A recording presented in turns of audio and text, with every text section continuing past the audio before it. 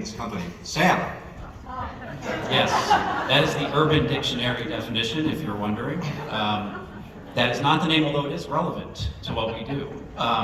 So I'm Sam Holliday. Thank you, Steve. By the way, if you want more of this comedy routine, listen to your Comico podcast. Steve and I recorded one talking all about digestive health, so highly recommend that.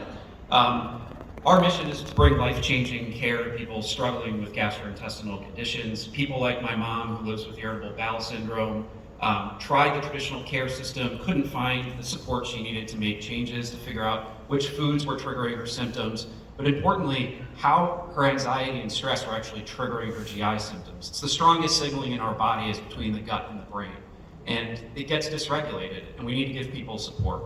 And my sister lives with Crohn's disease or severe form and has just struggled to get personalized care. So we're here to change that. It's more of your population than you realize. This is 25% diagnosed, and another 100 million estimated to be undiagnosed, struggling in silence. 136 billion, we hear from many employers, this is appearing in the top 5, but there haven't really been good solutions, to Steve's point. A lot of productivity challenges, which I'll show you in a minute, and it's been dissatisfying to try to get care for these conditions in the traditional fee-for-service system. We love our good poop emojis. This article highlights the stigma. This was about people not wanting to go back to work in an office, because when you live with a GI condition, bathroom access and what happens in the office environment, people hated it, right? Work from home's been a blessing. And the people wouldn't even give their real names because they didn't want their employer or their colleagues to know they have these issues. It's also really high cost, but often obscured because it's so hard to get an accurate diagnosis for these conditions. Toll on productivity, and people just aren't getting the care they need in the current fee-for-service system.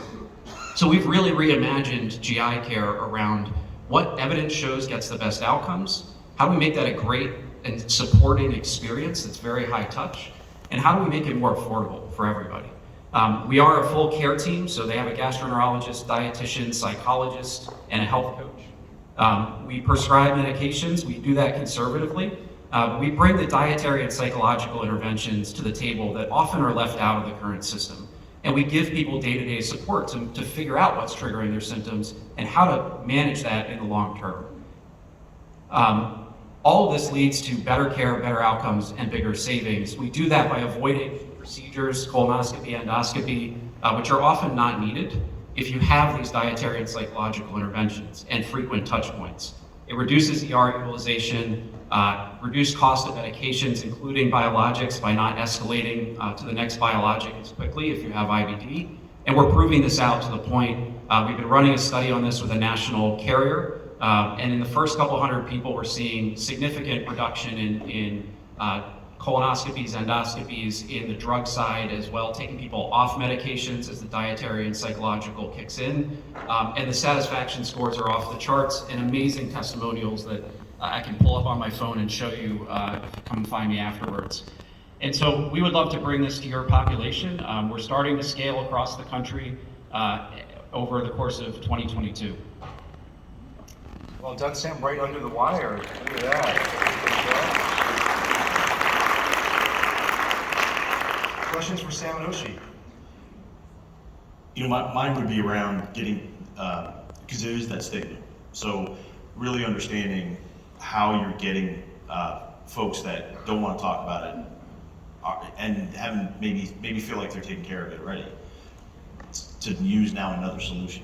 Yeah, and it's come up a lot, and we were just talking about it with Brightline. You know, we need to take multiple approaches. Part of it is telling people it's not normal to sort of suffer through some of these symptoms. A lot of people just try to manage it on their own until it escalates, and that's where they land in the ER. So we are trying to get upstream.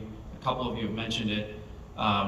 It's about the messaging, telling people there is support for you that's easy to access and it's affordable, and it's not gonna just throw drugs at you. It's gonna bring you tools to figure out how to solve this long term and reduce the symptoms.